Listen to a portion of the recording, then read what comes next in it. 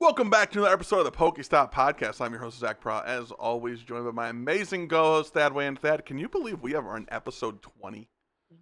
Episode 20. Man, we It's made actually it to kind of 2 crazy. decades. Oh my god. Honestly, it just feels crazy. So I wanted to first start the episode by thanking everyone who has liked, subscribed. Even if you told me I'm an idiot, I appreciate you. Because I am an idiot. Yeah. But it's fine. Yeah, I don't care what you say about Zach. Yeah, we all know I'm an Appreciate your idiot. support. That's irrelevant. That is like saying water is wet. Like, I don't know. Sun bright. Wow. Great insight there, actually brother. The feeling of water is wet. Water itself doesn't feel anything. Therefore, Wow. That's insightful. yeah, I was just really trying to actually you. So, I appreciate the well actually, because I'm going to be honest, we're going to be doing a lot of well actually tonight, because, Yeah. man, I've got some things to say. we know you do. Oh, I've We know got you. some comments. I've got a few ideas that may not be popular with the broader community of the Pokemon trading card game. Well, let's hear him. Where do we start? I think we should start off with good news. We should start with the positives.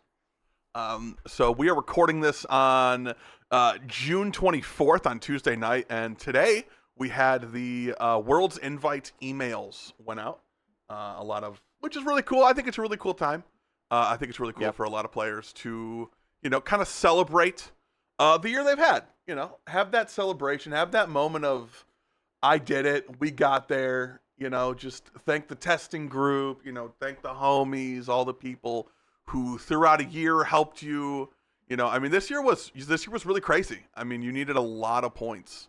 The number ended up being 700. I thought it would be like 650 max. I did not see that happening. But Yeah, here we are. we had a little bit of drama last week when we weren't sure if the bubble was going to be 700 points or if the bubble was going to be 125. And thankfully, Pokemon made the correct decision. They let all the players, including our friend Austin Charles, getting in all these 700 pointers. They did get in. It was kind of funny. They all got their email after everyone else, which is kind of crazy, kind of weird. Honestly, you would think all the emails were supposed to go out at the exact same time through automated email stuff. Suspense. Yeah, so that was really cool. I'm just really glad that those guys got their invites. They all deserved it.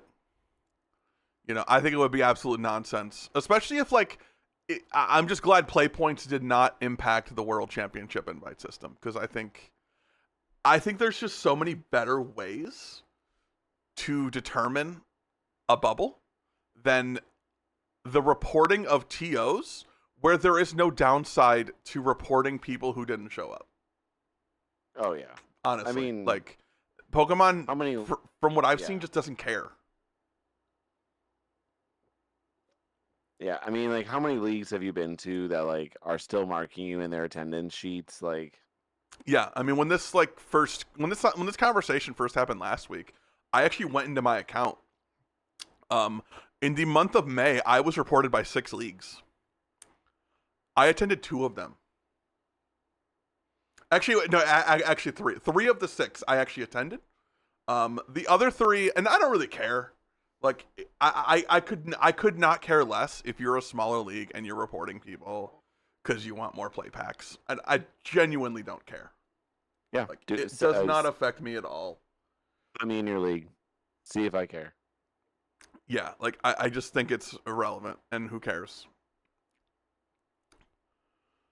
In the grand scheme of things, it doesn't matter. So I'm glad that didn't end up being any kind of thing that was a problem. So that was really cool. Yeah. So that was great. That was great to see. But yesterday we had some, I'm gonna say, less than good news come out. That would you call it less than good news? I'm calling it. I think the best case scenario is it's less than good. Yeah. It's I would say it's not bad news, but it's definitely not good news. Yeah, and again, wanting to start with the good news, we have a bunch of guaranteed regional locations and dates, and we also have what we think is going to be the regional locations. Excuse me. So first things first, these are the kind of the good stuff is League Cups, League Challenges set to start on July 1st, a week from today, actually. And it'll be just a few days after this episode airs. You guys will be able to go back to your League Challenges, your League Cups. I will have to go back to League Cups mattering in my life. That's really depressing. Not looking forward to that at all. I'm going to have to think about my decisions. I really do. I actually do really enjoy Cups. I just think they're fun. Honestly. I just enjoy playing. I enjoy playing competitive Pokemon. Honestly. You do.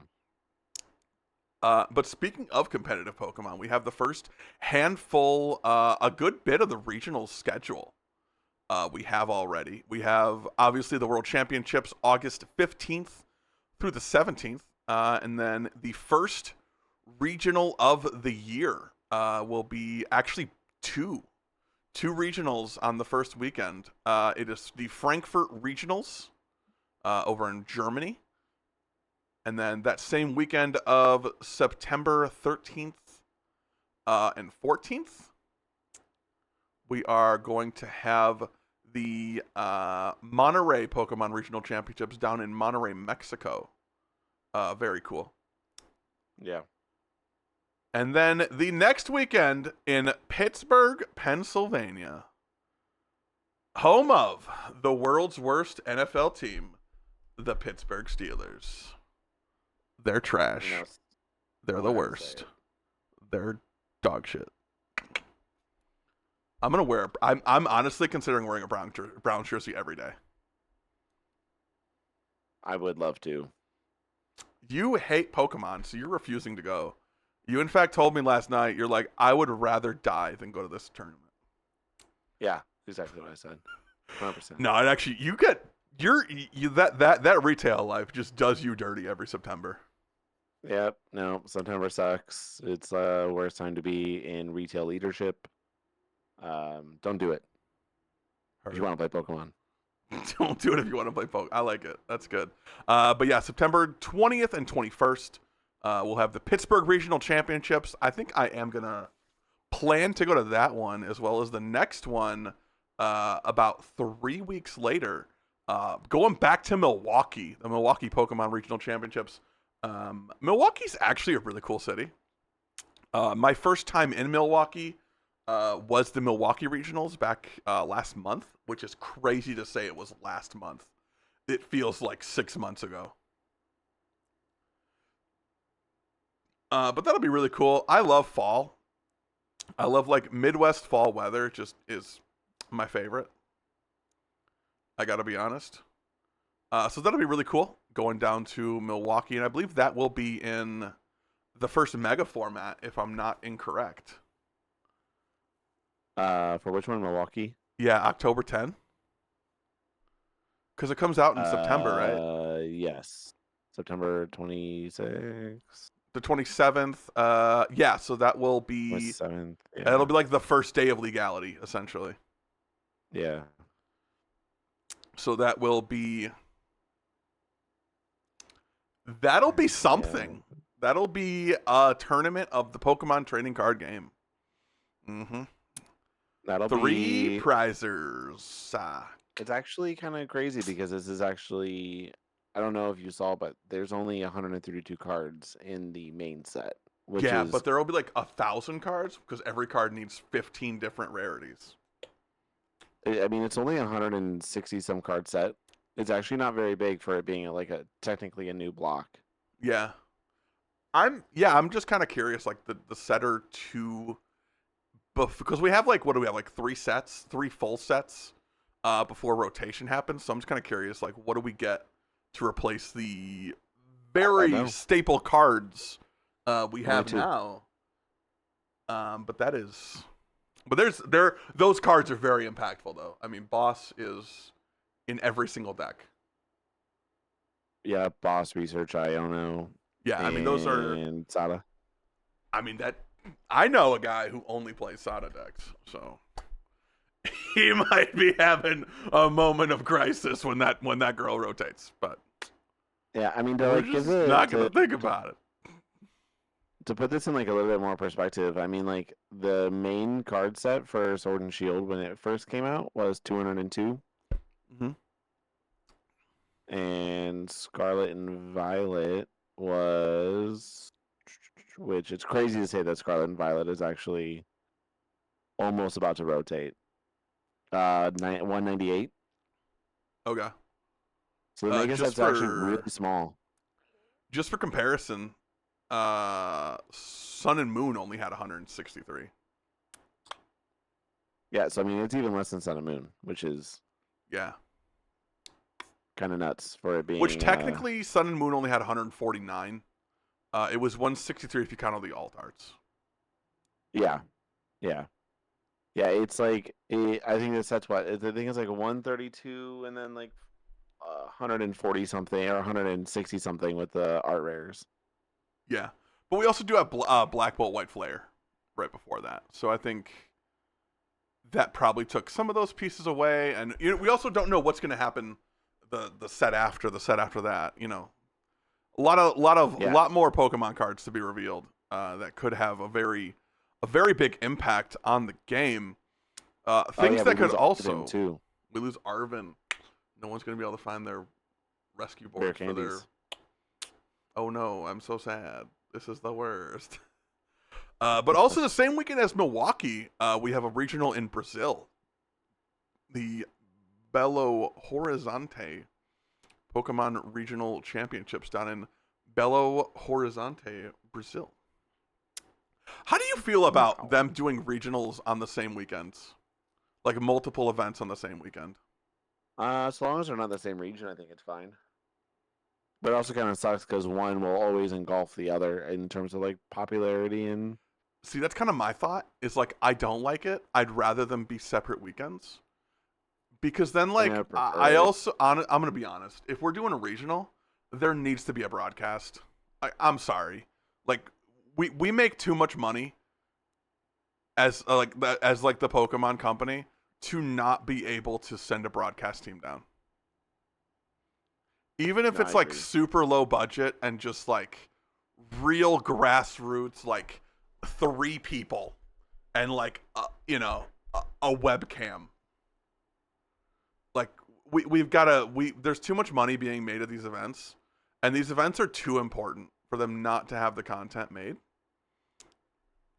Even if they're on the same weekend.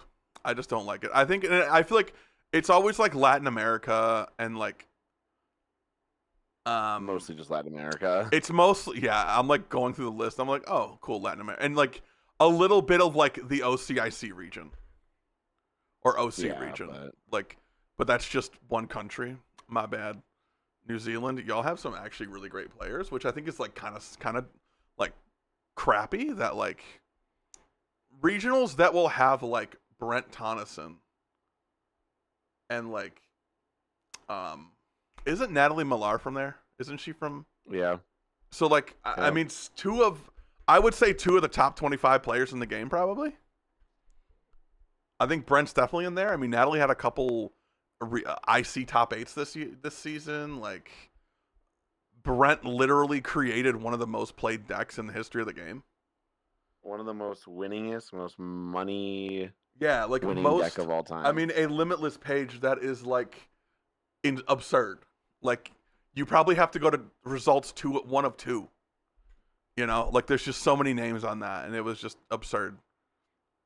I think so to not have all these events streamed in some capacity to where we have to have people at these events with their phones recording and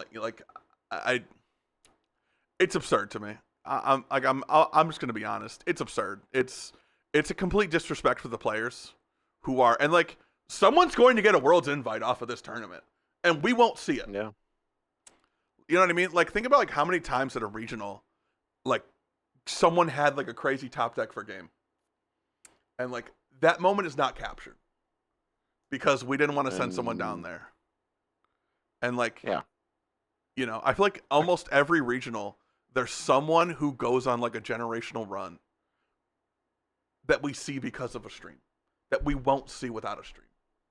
Like we won't see the guy who it's his first regional go like 10-1-2, get top 64 and just be over the moon. Whereas like we could see that with a stream, or we could at least have like the option of more storylines and more cool things that we just can't have without a stream. Yeah, that's just like Cifuentes, right? Current world winner. Yeah, He Fernando has been on Cifuentes. Yeah, for the last like 3 years, he's been on a tear in the LA. Yeah, for sure. That whole family. I think it's him and his brother Marco. Yeah, have been like on a tear, and like we just don't get to see it. Like we just don't get to see their results. We don't see them until Worlds happens, and then like by that point, we're just like too little, too late. Yeah, 100% agree with that. But anyway, moving on. Just because I don't want to. I'm gonna do a lot of complaining this episode, so I'm trying not to like just laser in on one point for 20 minutes. Yeah. Then later in October, we have 3 regionals in the month of October. In Lille, I think that's how it's pronounced, Lille, France. Down in Europe on October 25th and 26th. And then it is a busy season so far. We have a lot of Pokemon, which is really cool, which I love. Then the next weekend, down in Poland, Gdansk. Regionals November 1st and 2nd. And then 2 weeks after that, we have Las Vegas, Nevada. Pokemon Regional Championships. I am not excited about that. I'm not going. So I don't think I'm going to travel on a plane for Pokemon this season. Which we'll get into more later, but I wouldn't, if I were going to be flying to this event, I would not be excited. For one, how much this is going to cost you. Like, this is $1,000 weekend without even stepping in a casino. Like, just on, like, there is not cheap food in Las Vegas. Like, everything is at the resorts and it's absurdly expensive. And I'm just like, I'm good. Like, a lot of people, like, in the community, like, I feel like are constantly harping on, like, well, at least it's not Peoria. I would rather do Peoria than half these cities. You know why? I can afford Peoria without having to eat bologna sandwiches. You don't want to eat bologna sandwiches all week? I mean, I do like bologna sandwiches, but I like to choose the bologna sandwich. I don't want to be forced into the bologna sandwich. But Thad, this is a real, like, white trash moment, but you ever had a fried bologna sandwich? I am from. I know the answer is yes. I know the answer. I've met you. I've seen your face. Yeah. White guy wearing Carhartt in Ohio? Yeah, he's had a bologna sandwich before. Yeah. I'm just saying, for y'all who don't live in the Midwest, fried bologna sandwiches with like some cheese? Oh, you haven't eaten. You get that good government cheese. You get that good. There's something about the plastic wrap when you pull it out of the Kraft single that really makes you feel good. Man, but I think like I think like you're gonna go make a fried bologna sandwich after the episode. It's happening. I'm about to. Your girlfriend's gonna think like you have the munchies. You're just like, nah, Zach just kept talking about fucking bologna sandwiches, and now I'm hungry. And I like, honestly though, like I like some of the best cities so last year I went to Baltimore, Louisville, Toronto, San Antonio, Atlanta, and Milwaukee. The best cities I were in as far as just like affordability while also being like a cool city to be in. Baltimore, Louisville, Milwaukee were my top 3. San Antonio was really cool. It was just a little more expensive than I wanted it to be. Which was also just because like we ate a lot of barbecue that weekend, and like barbecue is just not a cheap meal, no matter where you're at. No, but but it it was was so so worth it. good. Yeah, it was so worth it. Oh my god. I had the Oh, meat sweats for like 3 days straight. literally, it's insane. But then we have the first special event in Buenos Aires, Argentina, November 15th and 16th. End of November, we have Stuttgart Regionals in Stuttgart, Germany. And then right now, we have nothing in December, which I feel like usually we only get like one, maybe two events, just because it is December, it is the holidays. You know, people are figuring things, people are not having a ton of extra money to travel for events. Yeah. Which is totally fair, honestly. As of right now, though, we don't know when LAIC is, which is kind of weird. Because, like, for an event that large, you would have to assume it's already booked. I'm really hoping. I mean, it's probably the venue's probably already accounted for, and I wouldn't be surprised if we kind of already. If Pokemon already kind of has those dates already kind of set aside, but I'm if sure they we'll find out don't, more at I'd be Worlds. very concerned. If they don't have venues lined up and like aren't just finalizing the signatures, I would be very concerned. Personally, No, I think we're chilling. yeah, and I have no information as to that isn't the case, which is just like I hate that we don't get full schedules. Like it's hard for people to plan for events when we don't have full schedules, and it just makes things very difficult. But January we have our first 3 regional weekend. We have the Merida Pokemon Regionals in Mexico, Birmingham in the UK, and then Auckland, New Zealand. And only one of those is streamed. So there are more not streamed than streamed, which is insane to me. Kind of ridiculous. Yeah. Kind of insane. Absolutely insane. I actually really hate that. I'm not. Yeah, I don't like it. Making me mad the more I think about it. You're welcome. That's what I'm good at. Then moving into February, we have Santiago Regionals at the beginning of the month. EUIC in London, actually, day 2 of EUIC is Valentine's Day. So, Aww. Yo, baby, date night, table 132. See you there. And then we have nothing until the end of March. We have a special event in Seville, Spain. I think it's Sevilla, actually. Sevilla? Okay. I'm probably wrong, 100%. And then we have... You are, but it's fine. That's fine. It's fine. Everything's fine. Then we have another regional in Mexico that I don't think any of the Latin American events are going to be streamed. Probably not. None of them will be LAIC. streamed. Yeah, LAIC will be the only streamed event, which I really hope they change. I'm hoping that's just like, we don't know for sure there will be a stream crew there, and I hope that changes, because that would be really, really annoying if we didn't have that. Then we have Utrecht towards the end of May. The last event right now before NAIC will be a special event in Lima, Peru. And then again, NAIC, pretty much the same dates as this year, June 12th to the 14th. It was the 13th to the 15th last year, so literally 364 days after. Wait, what are the dates for it? June 12 to 14. I'll never be able to go to NAIC. I don't want to fly that far. I'm gonna be honest. I just don't. I don't really want to, but I think it's. I mean. ICs are really cool. ICs are really cool. The problem is like, what was it, last year, 2 years ago when we were in Columbus? It would have been 3 years ago. 2 years ago. Because this is only 2. We've had 2 years of.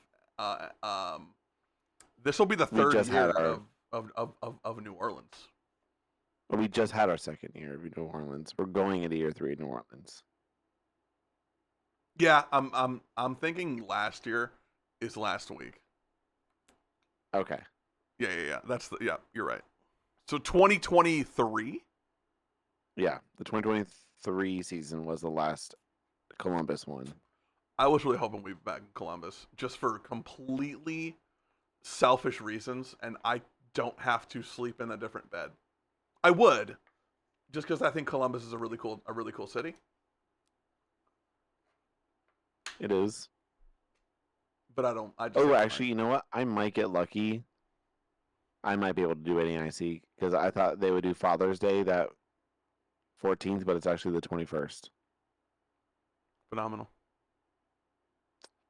NAIC, here I come. You're gonna spike NAIC and get a Worlds invite? Probably. Yeah, bro. I'm just gonna roll up with my roaring moon. Your rotated moon. What other pieces of moon can we lose before you say it's not good anymore? No, moon won't rotate. Yeah, Sada will. Sada. I was like, brother, you can only lose so much before it tech's dead. No. I'm gonna roll up with Megadi now. You guys are all cooked. Stop. Get out of here. Stop. Oh my god. No, it'll be Mega Ray. Trust. Ooh. If I can afford it. You can afford it. Don't make me leak. What'd you say? Oh, nothing. I didn't say anything at all. Nothing was said. Nothing at all. But I think now we should talk about what is the point of going to these events, Dad? The point is Zach, to get that coveted World Championship invite email so you can get some free Twitter clout. You know, Thad, I don't know if you know this or not, but I was a big hater on the top 125 format this year. I don't know if you knew that or not. I know. Okay, you did. I was here. Okay. You know what? You probably follow me on Twitter. I get it. A lot of good takes there. I can tell you're excited. Are you the guy who has notifications on? I bet you're that guy. No. You're the one person with notifications. There is someone who has notifications on for my Twitter, and I don't know why. I don't know who it is either. Because usually if you I don't get the same people the first you know what I mean? Yeah. Here's the thing. I don't have any notifications on for anything, for anyone, for any reason. The only notification I get are my text message notifications. And you don't read those half the time. No. The amount of times I have to follow up text you about the stupidest stuff.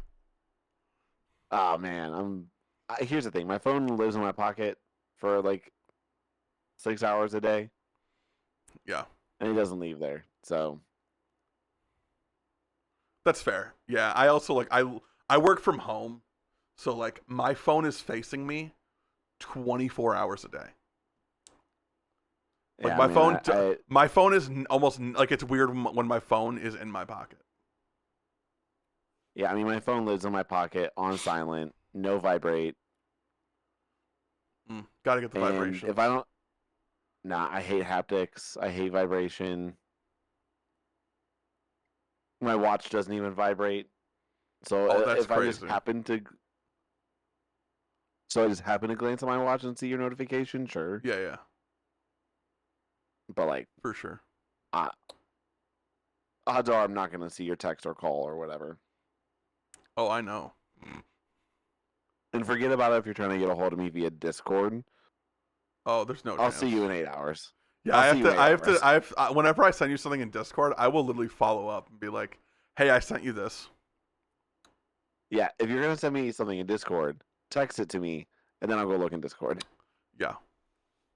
But that we have some crazy news. So this year was top 125. They are expanding it to top 135. Oh my god. Which, I don't know if you know this, Thad. I went and did the work. All right? So if you were number 135 this year, you would only need to get 695 championship points. So threshold 700 again. No, it's $6.95, Dad. Big difference. So now, if you only have like 3 firsts and a top 4 at a challenge, you don't have to worry about that fourth challenge finish. You're chilling, bud. Or you just spike a regional. Or we fix the format so people actually can go to Worlds. You know, it's like, here's my issue with a leaderboard invite system versus a threshold invite system. Tell me. If I know the threshold, right? Let's just say the threshold's 700, and you make that number 700 points. I can budget my events, right? And I can say, okay, let me look at this list. All right, I can go to these 7 regionals. And I'll know. You know, if I'm like, look, if I'm, you know, more than 100 points at each event from being able to make it to Worlds, I'm just not going to go to the rest of them. Like, I'm just going to save my money. I'm not going to go. Or I'm going to go knowing my placement isn't that relevant. Yeah. It just sucks. I hate the leaderboard format, man, because we also create a system where you are incentivized to spend way too much money on this game in traveling to majors. And see, and I agree, and I think that the game has gotten so big at this point that, you know, for Western countries, it just does not make a whole lot of sense. It is tough. It is really tough, especially. I'm not even going to lump together all Western countries. I'll just say America in general, because we have the worst public transit system on Earth. You know, you look at places like Europe, and like you could probably like between, if you're not in the UK, you could probably train your way to almost any regional in mainland Europe with no problems. Probably just a day of travel, and it's probably going to cost you $50, like 50 US American dollars. Yeah. Equate that to the euro, whatever that is. I don't know. I don't know math. Yeah, I mean, and like, for me, in just travel to San Antonio regionals, which was the only regional I flew to, I spent $750 in travel. And that's just in plane, right? Not That was or is plane and included in the hotel. Okay, yeah. That was plane and hotel, and I think 2 Ubers. Because our hotel was like a half a mile from the venue, so we walked to the venue both days. So the only Ubers we paid for were to and from the hotel. Yeah. And it was $750. That's absurd. Like, that number, that's a lot of money. And like, I get like Pokemon can't create an airline for me and like be like, oh yeah, you're a Pokemon player, here's a free ticket. But we can create a system that doesn't make it a pay to play. And there's like ways to address this, and they have had better systems in the past. You know, I go back to like, I didn't play during this era, but it was probably the best era to have ever played in, which is probably the 2010 era of the game, like the 2008 through 2010 era, where like you had cities, you had states. I was gonna say, bring back cities and states. Yeah, I mean, you had your locals, you had cities that were, I think cities were quarterly, so they were like kind of like cups in that sense. And then you had states which were bi-yearly. Yeah, I don't think there's any reason we shouldn't have that again. And like, the world structure was way better. You could just show up at Worlds and qualify for Worlds at Worlds. I was gonna say an Crazy. LCQ would be crazy. It'd be so good. Like, you imagine, like how cool, like like last chance qualifiers. Like bring that back. Why not? I don't know if you know Who this, but there's a guy cares? who won Worlds off of getting in on an LCQ. Yeah. He Pretty was unknown good at guy the game. though. He was pretty unknown at the time though. This guy Jason. Yeah, and something. Jason K something. Jason Kaminsky, I think. I think he was so. like a celebrity. He was like a baseball player. At some point. And then he switched to Jason basketball. Kelsey, maybe? Was it Jason Kelsey? Oh, I was talking about the GOAT. That's fine. Yeah, I No, just think it could be so much better. And like it's not even like we would have to go to a crazy new system. Just go back to what worked. just go back to like, and here's the thing. You obviously you can max cap points for those things, and you could earn like I don't know. Find better reward systems. Find better ways for players to like feel incentivized to go play competitively while not also spending $1,000 anytime they want to go play the game. Because like, man, I think it's crazy that regionals are as big as they are, based off how poor I think everyone is. You know, I go on Twitter and all I see is people talking about how expensive everything is. Yeah, and then we're just like, yeah, I'll spend $80 on a regional. Why not? Well, 80 for the just to get in. If you live in New Hampshire, Yeah. okay, now you're flying. You know what I mean? Like Yeah. these costs add up, and like I just don't see this being economically viable to be able to grow the game. The reason why Japan is in such a great position for like competitive players and like why they get the most amount of competitive players is because they have the best public transit system in the entire world, and it is little to no money to go from one side of Japan to the other to go play in a tournament. Yeah. The problem in Japan is there aren't enough tournaments. Yeah, it's so crazy that like this game is growing to such a level that we can't actually have tournaments. And we can't just throw more tournaments on. Like you make money. The money is being made. You know you'll get the people to sign up. Like just give us more events. Give me 1 second. Yeah, I think honestly the way they could do the system and it would just make way more sense. Like I think what they used to do with cities and states would be great.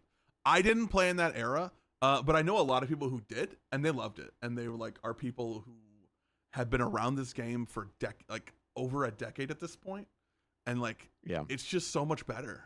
Like it's just I have to believe at the end of the day this is a money thing, and this is just about min-maxing like as much profit as we can squeeze out of these events. And I get that.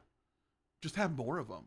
Like they wouldn't be running these tournaments if they couldn't make money, right?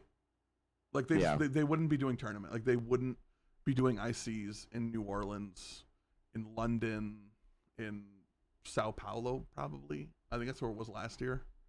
Like, none of these are cheap cities. So, like, they have to be making money, or they wouldn't do it. Or they would just do it in a smaller city, and we would have a smaller cap. So, like, just do more of them. Just give us more of everything. And I think it would be fine. Yeah, here's the thing. They could probably get away with doing like 2 NA regionals a month. For sure. I mean, that's 24 100%. Regionals in a year. And you could do that and just make them smaller. Be like, hey, we're going to be doing twice as many regionals, but they're going to have 2/3 capacity of what they are now. So like now instead of being like 2,500 cap, it's only going to be 1,750, but there's twice as many. So I'm not worrying about my San Antonio regionals. I'm not worrying about Atlanta. You know what I mean? For us, it's like people in Ohio, like, okay, cool. I have like, I don't know, Pittsburgh, Milwaukee, Toronto, Indy, Columbus, Louisville. I have much more economically viable regionals. And I think most players don't make any kind of determination based off of any kind of like how many people will be there conversation, you know? What do you mean by that? Like, I don't think the average player is like, ooh, I'm not going to go to Louisville because there's going to be like a lot of people there. Okay, yeah, I see what you're saying. You know what I mean? Like, the average player isn't thinking about like, ooh, I should go to this SPE because I can spike that, even though it's twice as much. Like, I think that is a very small portion of the player base who has that mindset. Yeah. I mean, here's the thing. I think we can have our cake and eat it too, somewhat. Right? I think that we can get away with having like 2 regionals a month. In NA without straining too many resources. But also we're looking at like all the cities that have the capacity to run regionals. Like, do you know how good it would be economically for all these cities to be able to have regionals, to be able to have like influxes of players in them? I'm sure cities would love to have something like this. Yeah, and I'm sure if you made a deal, like, hey, we'll come here 3 years in a row, like I'm sure they've done for NAIC, EUIC, LAIC. You can't tell me if you went to the Pittsburgh Convention Center and said, hey, give us a deal on the room, and we'll sign a 3-year deal, and we'll come here 3 years in a row. Yeah, give us a good rate, lock us in. Yeah, city's good. We'll bring economic boom to your city. Yeah, for a lot of Pokemon players, at least Pokemon players that I talk to, and a lot of the ones I think you talk to too. They like to go, when they go places, they like to support local businesses, right? Like if I go, when we went to San Antonio, we went to all these off the grid barbecue places. Like, man, they were so good. Holy, they were so good. But like that's what I do when yeah, for sure. I think a lot of players do that. Like, you want to see the local spot. Yeah, like I'm not there for just Pokemon. I'm there for travel. I'm out of town. I'm like, it's my little mini vacation. So like, of course I'm gonna go see the sites. I'm gonna go like see some like the generic stuff, but I'm also gonna try to like invest in a little bit of the local scene. We same thing when we went to Atlanta. We went to a local brewery. We didn't go to any. Good. Those steaks they had. It was, yeah, just absolutely. So like and it was like just next to our hotel. Yeah. So like you have to think like it's got to be a boom for cities to see Pokemon players come through in some capacity. So like why wouldn't you want to advocate for something like that? Yeah. But also like 4, I think people. Yeah. That are just so like going to spend money. Yeah. Between the TCG players, the VG players, and the Go players, there's tons of people that'll come in the city, spend money, and dip out. You know what I mean? Yeah, 100%. So like I don't know. We could probably get more regionals. We could probably do with like some. I would be okay with something like cities. I don't think states is quite something reasonable with such a large player base that's willing to travel. Yeah. Because then it gets really murky. Who can qualify? What if I have family in this state? Like, would I be eligible to play in the Massachusetts states championships or whatever? That's why I like the idea, like you said earlier, of just doing multiple regionals a month in like NA. Like, I think like when we talk about like region locking stuff, it creates a lot of problems, just like from a logistics standpoint. Whereas, just do more events. Yeah.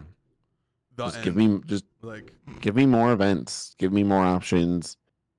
And I think that would solve a lot of the problems. And here's the thing: if we're gonna have such a limited or exclusive like world structure, like make it so like players can rise to the top. Like 100%. I mean, bring 1,000%. Bring new, better ideas to the table. Here's the thing: no disrespect to any of like the big pro players out there, but I am really tired of seeing Henry Chow win everything. You know what I mean? Like, my bad, Henry. Just catching strays. Like, no, I understand. He's clearly a way better player than I am. Like, It's not I even a don't question. know. He hasn't even won a Worlds yet, I mean, he has a 1-1. I have a 1-1. We're basically the You're same. essentially equals, yeah. Yeah. But no, I mean, like, no disrespect to like any of the pro players or anybody who plays, like, the Chow Henry, the Andrew Hedrick testing group. No disrespect to any of Sure. them, but like, I'm tired of them. Show me new people. Give me more stories. Yeah. No, I understand what you're saying. Yeah. I agree. Honestly, I agree with you. We do have one last thing that we need to talk about, and man, This is divisive between us, I think. I don't think that we agree on this completely. I think we agree, and it's a bad decision overall. I think. I don't think so. All right. Well, this is the last change I want to talk about. Is having to do with the end of a round procedure. So I'm going to read directly from Pokemon's website right now. During the 2025 season, when time was called in a round, competitors had +3 turns to conclude their active games. If the game did not resolve in those turns, the game was declared a draw and the match concluded accordingly. For example, if one competitor was up 1-0, they were awarded a match win, but if the game score was 1-1 or 0-0, the match was a tie. This end of round procedure creates complicated situation for event operations since the +3 turns phase of a match technically has no time limit. It's been observed that competitors play differently during overtime and stretch out their turns, making round turnover unpredictable and significantly extending round times. We've concluded that the overtime procedure is not achieving its intended goal, with a significant percentage of matches still resulting in a draw after +3 turns. To mitigate these unintended complications, we are implementing the following rules. After time is called in the round, competitors will have an additional full turn, +1 turn, to complete their match. The active competitor will complete their turn. Their opponent will then complete their turn, and if no winner is determined by that point, the game is a draw. An overtime clock of 10 minutes will be instituted for this additional turn, and if play does not conclude within the allotted time, the game is a draw. The overtime clock is intentionally long compared to the average turn length, with the hope that this clause will trigger only in extreme situations where slow play penalties may already be considered and applied where appropriate. All right. Let me give my thoughts. I'll let you give your thoughts, and then we'll see where if there's a disagreement and where it is. I think this is not about making games better. It is about making days shorter and not spending as much money on labor. I don't have an issue with that. I get it. Like Pokemon, and like as someone who worked in the event industry, I understand after 8 hours, overtime kicks in. And that's not just overtime for the venue. That's overtime for the concession guy. That's overtime for the janitor. That's overtime for the electrician who has to stand by in case they're needed. That there's a lot of people who are behind the scenes who are waiting for your event to end, and time and a half in a lot of spaces where people are making a good wage because they're unionized, because they're skilled labor, because they're all these different things. That gets incredibly expensive in a way that I think honestly the average person, it would make your head spin. I have no issue with that. My only issue is this will just create more ties. Like this won't, because I've played a hand. I think probably at a regional, I would say 10% of my games that went to time did get resolved in turn 2 or turn 3. Whereas this is now going to create more ties. It's not going to make the events better. And I would rather, I get it. We want days to be shorter. That's a win-win, I think, overall. It's just the way we're doing it makes no sense to me, and I think creates more complications than there needs to be. If I were going to do this system, I would say you get till time. You get your +1 turn. You get your 10 minutes. At the end of those 10 minutes, if there's not a winner, there should be some kind of alternate win condition, whether that's prizes Whether that, like, there needs to be an alternate win condition to prevent the slow play from working. Like, and I really hate, because it feels like we always make these decisions to benefit the Guardy players and the Dragapult players who are just playing slower than hell. And I have seen molasses in negative 10-degree weather move faster. Yeah. Go for it. Here's the thing. I don't think this is going to create more ties. I think this is going to have the same effect as the last system. It will just reduce the amount of turnover between rounds, the amount of time of turnover between rounds. I think that if you're going to time with +3 turns, the amount of times that those +3 turns has actually resulted in an actual real outcome is insignificant when looking about this. I don't think that the +1 turn is, and I was reading this in a few different people's testimonials in one of the Discord chats I'm in. The intention isn't to reduce ties. The intention is to make the game go quicker, to make the rounds go quicker, to make the time between rounds go quicker. I don't believe that this will necessarily mean that there are going to be more ties. However, I do think ties will increase. Mm-hmm. But I don't think it'll be significant enough to really weigh the outcome of a tournament. Because here's the thing. What this is going to force people to do, which I don't like, which is I think this is where our differentiation really comes into play. I think that this results in more people having to GA and not understanding what GAs entail. Right? Because I think more people are going to want to do GAs based off of random shit like board states. Here's the thing. If you come at me and say, I want a GA, but I'll GA only on board state, I'm telling you we're going to tie. That mindset means you just want to tie. You either want to win or... Go ahead. And like I think that my issue is that I believe it. I do not believe in ties. I don't like ties. I hate ties. Ties are the bane of my existence. I think that if we're going to do this +1 system, we do it like Japan, and you just double game loss. Mm-hmm. I think we just need to draw a hard line and teach people, okay, if you're not going to play at a reasonable pace, this kind of goes all the way back. And I know that this is going to be kind of long in the tooth, and I know you want to chime in here. But the game was never intended to be best of 3. If it was intended to be best of 3, it would be best of 3 in Japan, and it is fundamentally not at almost every single level until you get to day 2 of their nats. Can I jump in really quick?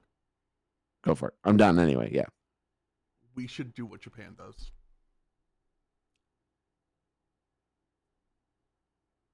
$30 minutes, best of 1.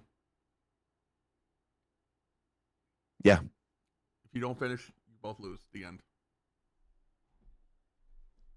Just do what Japan does. I'm going to pretend here's the thing. Like all of the top 5 players this game has ever seen all agree with that statement. Or at least agree with best of 1. You know who agrees with best of 1? You said his name earlier. Oh, Jason Kaminsky. Yeah. Yeah, 100%. Yeah. He actively, before he like sort of semi-retired without announcing really that he's retired, the reason he doesn't play the game is because it's best of 3. It is 100% the reason why he does not currently play Standard. Yeah. I just don't understand the argument for best of 3 versus best of 1 anymore. Yeah. I was, before this season, I was a best of 3 fan. I've been turned off of best of 3 this season. Shout out Refinement Curlia. No, it's, honestly, I think it is like the new era of player plays so slow, man. I mean, it's insane. Like, I'm like, I don't know. Maybe it's like, an unk thing or something. Like maybe I'm just old now and I'm just like I'm entering my get off my Welcome. lawn phase of my life. But like y'all play slow as hell. Like I'm playing Raging Bolt and I can't finish a best of 3 in under 45 minutes. In like a bolt mirror. We're both bolt. We both say it's time to knock out. Put the fries in the bag. Like, I just don't get it, man. And like, I just think I think if you institute like a alternative win con, like end of turns, whoever's up on prizes wins. If you want to be the slow Gardevoir player and you want to go down 2 prizes, good for you. Congrats. I'm happy for you. You will be punished for playing that slow. Yeah, also, and I mean, I'm such a proponent of judges giving out slow play penalties, like it's candy. yep, Hollow. that was Like y'all should be like that. Y'all should be the nice old lady on the corner who's giving out the full size candy bars. Just you took it from me. Slow play penalty. Slow play. 2 prize penalties coming out like they're like hotcakes. Everybody gets one. So there's 2 things. One, I was gonna say slow play penalties, 100%. We should implement that immediately. Like aggressively. Like, with that being said, another rule Japan has that we do not follow in the West that we 100% should is you cannot sort your deck. You cannot reorder your deck during a deck search. That is a game loss in Japan. I wish it was. Man, can I tell you something? I missed out on day 2 in Baltimore because I tied round 1 against a Lugia player who all 3 games literally would be flicking through his deck. Yeah, this is all I have in front of me. He would just be flicking through his deck and he would go through and he would hold on. out his energy. Wait. Hold on, Pokemon. Hold on, wait for it. Let me find my other Pokemon. Okay, that's a Pokemon. Okay. No, it wasn't even like I'm going through it and I lift it up above the other ones. He was putting them on the table. I'm like, are you taking a list for Twitter? Like, are you doing the deck profile right now, or are we playing the game? Yeah, okay. So I got all these Pokemon. Okay. And honestly, now what's my energy? If I had an extra 5 minutes, I would have won the game. Oh wait, I missed them. Oh my god, I missed some Pokemon. No, you missed one. You missed one. It's on the left. Oh shit. Right there. No, go back to. No. That was a special energy. Oh, special energy. Keep on going. We got nothing but time. Yeah, honestly, though, hold on. We should make the deck. We should make the sorting illegal. Yeah, deck sorting 100%. should 100% be illegal. And I get it. We got a deck check for prizes. We got to do this faster. I'm sorry. Yeah. Here. Watch. We can't be doing 10-minute deck searches. Watch. That's a Pokemon. Wait. Pokemon. Yeah. If you can't do it quickly enough, I think, honestly, your first deck search should be no longer than 25 seconds. Yeah. Hold on. Wait. It took me about, what was that? Like 8? 15 seconds? Yeah. I mean, like, I understand giving more time for the initial deck search than, like, every other deck search. I get that.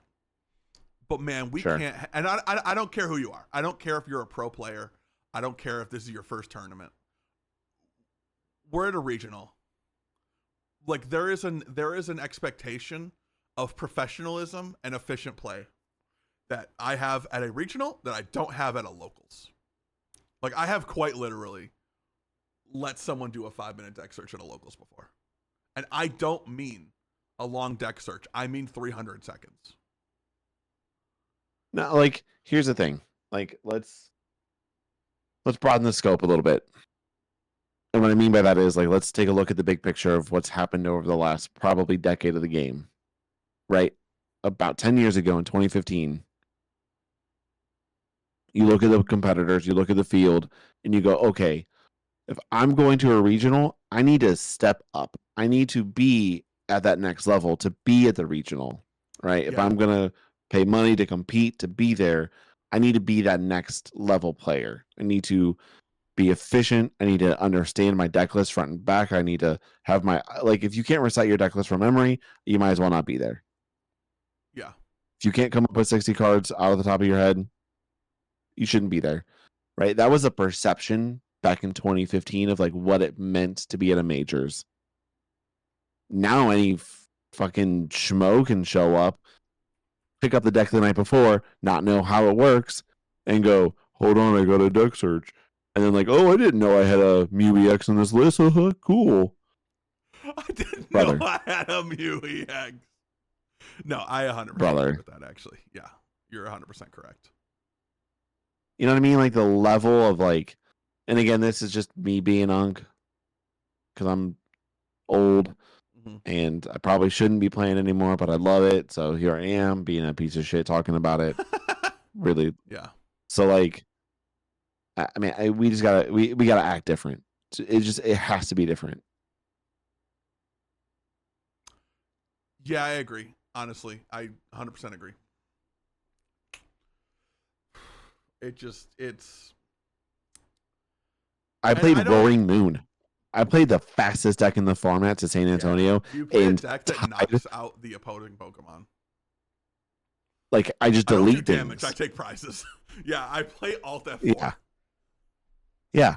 I was playing the fastest deck in format and I tied 3 times against 3 different Gardevoir players. I almost tied a 4th time to a Lugia player. Yeah. But I got really lucky.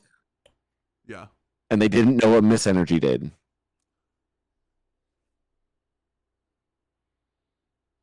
It shuts off Roaring Moon. They had no idea. Had no idea. They could have prolonged every game to time, and they just had no idea what Miss Energy did. That's great. I love that. I was like at the end of the 3 games. They're like we finished all 3 games. At the end of game 3, I was like, man, like if you would have put a miss down, I wouldn't be able to like if you would have attached the miss to the active and not the bench, I wouldn't have been able to win that game. Yeah. And he goes, huh? I'm like, how do we not know this? I can't delete your Lugia V-Star with the Miss Energy on it. He goes, you couldn't have attacked it? I'm like, no. What? It was crazy. It was probably one of the most surreal moments I've had at a regional. I'm like, you just don't know what your cards do? You didn't read them? You don't understand? Like, hard. I only count by 6. And that's like, I think that's when I became a little bit jaded by the game. And then at every 3K I've played at our locals big tournaments, dude, I just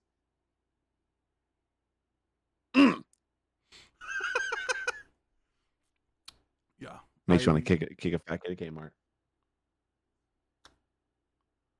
I agree. Yeah, I don't know.